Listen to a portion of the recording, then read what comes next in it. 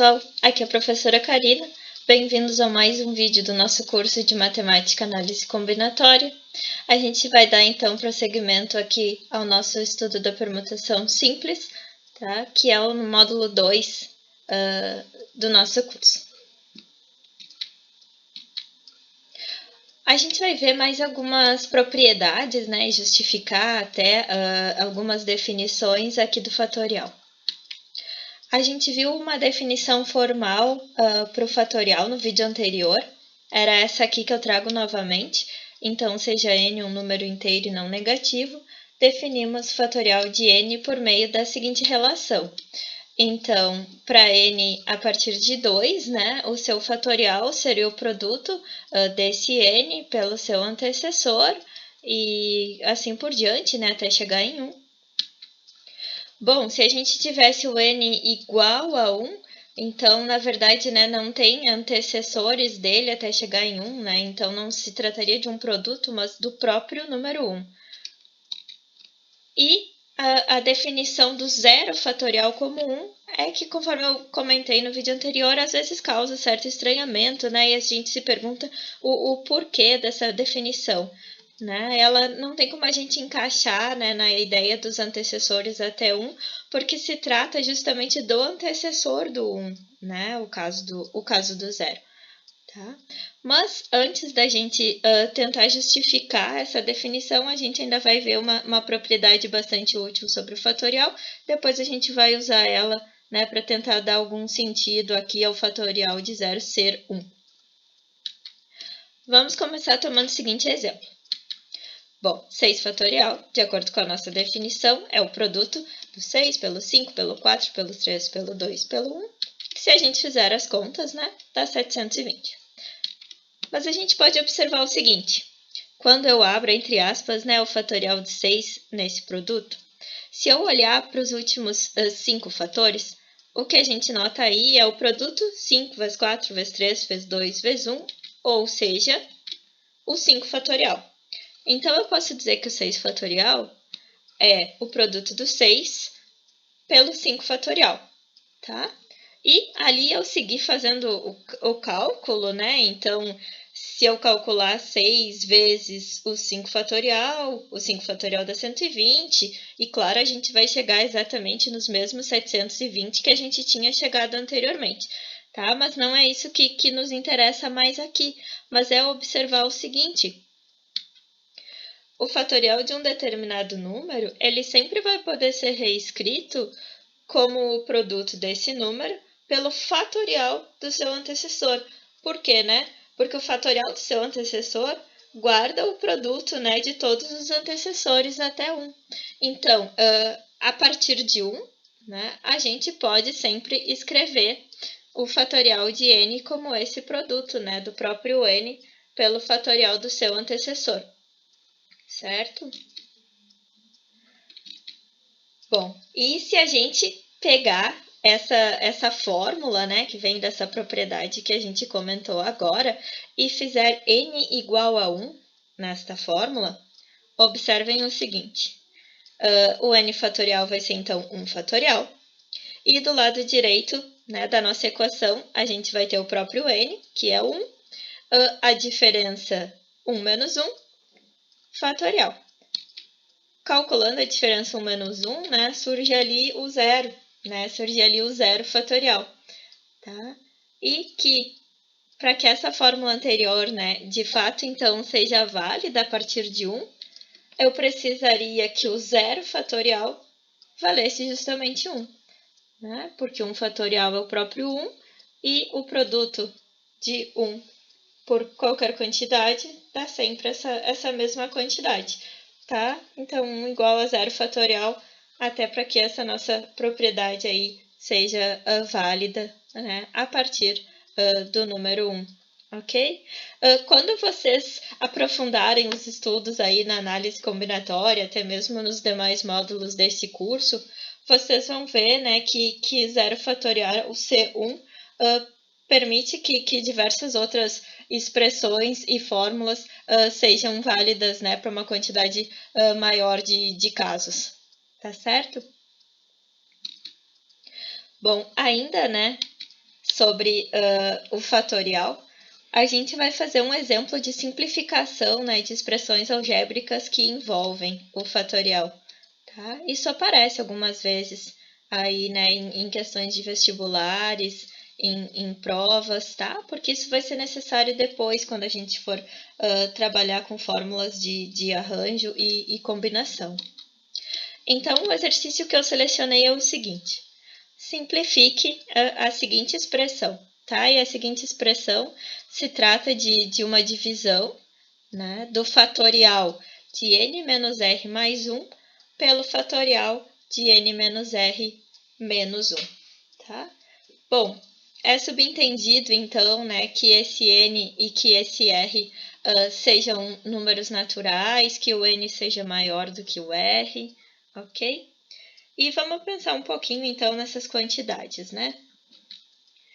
Se eu pensar, então, o n menos r como um número inteiro positivo, o n menos r mais 1 seria o seu sucessor, né? Um inteiro positivo, uma unidade maior, né? O próximo aí na lista dos inteiros. E, o n menos r menos 1 seria, então, o antecessor do n menos r, tá? Então, isso vai nos ajudar um pouquinho aqui por causa do seguinte. A gente tem, na verdade, a razão, né, entre os fatoriais do sucessor e do antecessor do n menos r.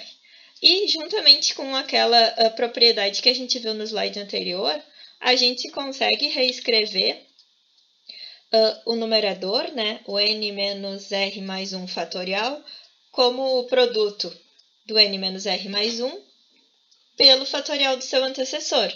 Né? Então, n menos r mais 1 vezes n menos r fatorial, porque o n menos r é quem vem uma unidade antes, né, do n menos r mais 1. Bom, o n menos r fatorial, por sua vez, usando a propriedade mais uma vez, pode ser escrito como o produto do próprio n menos r pelo fatorial do seu antecessor. Então, n menos r vezes n menos r menos 1 fatorial. E agora surgiu exatamente a expressão que a gente tem no denominador, né, que é fatorial de n menos r menos 1. A gente pode fazer o cancelamento disso e nos resta, então, n menos r mais 1 vezes n menos r. Tá? Ocorreu o cancelamento aí das expressões que envolviam fatorial e a gente chega, de fato, né, numa expressão mais simples para a nossa expressão original. A gente vai agora analisar um determinado problema, né, onde a gente pode usar o recurso aí da permutação e do fatorial para resolver ele, tá?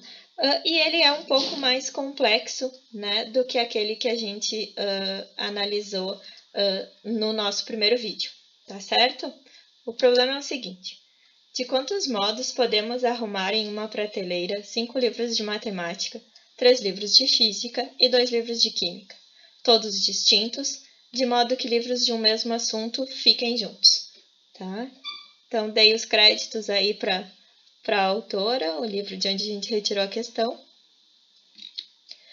Bom, pensei primeiro em alguma possibilidade, né, de arrumar os livros nessa estante de acordo com as exigências que são feitas pelo problema, tá?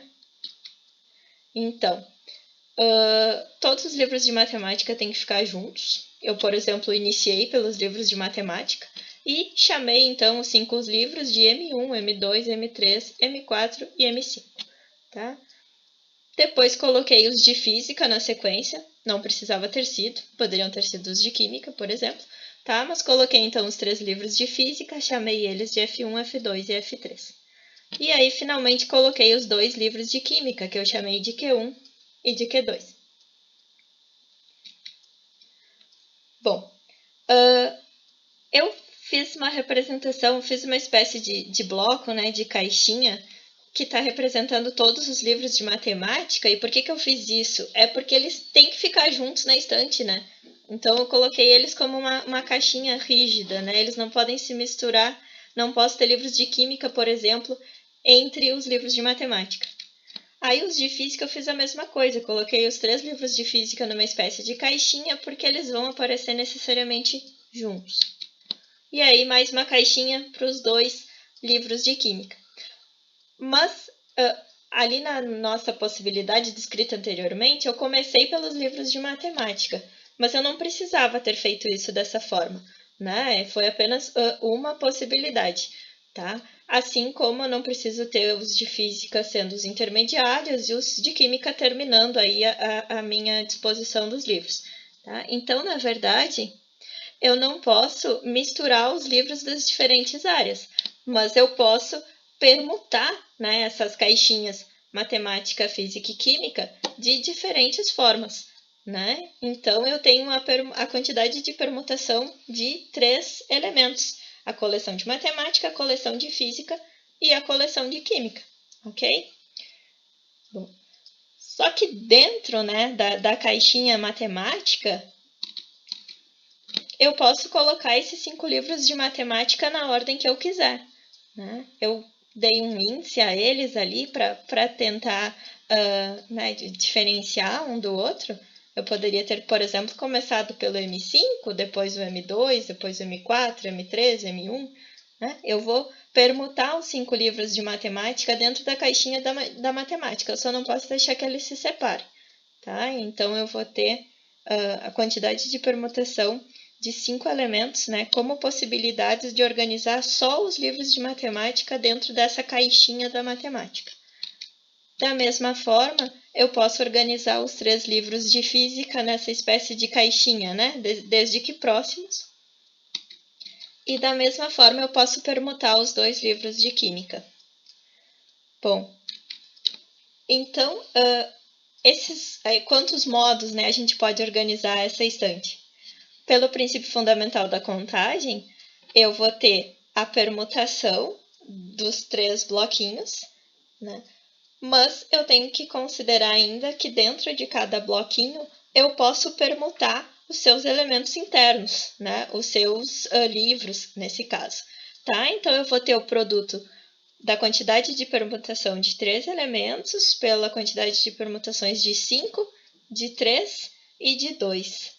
Né? O que vai nos dar o produto 3 fatorial vezes 5 fatorial vezes 3 fatorial vezes 2 fatorial, que dá, fazendo as contas, 6 vezes 120 vezes 6 vezes 2, o que nos dá finalmente 8.640 modos de arrumar essa prateleira de acordo com essas regras que foram impostas.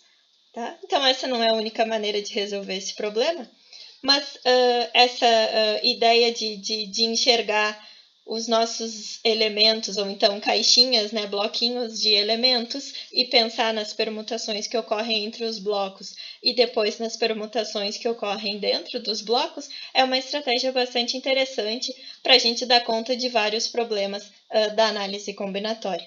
Tá? Então, a gente encerra aqui o nosso segundo vídeo do módulo 2. Na sequência, vocês vão ter uma série de problemas propostos, tá? Espero que vocês tentem fazer primeiramente.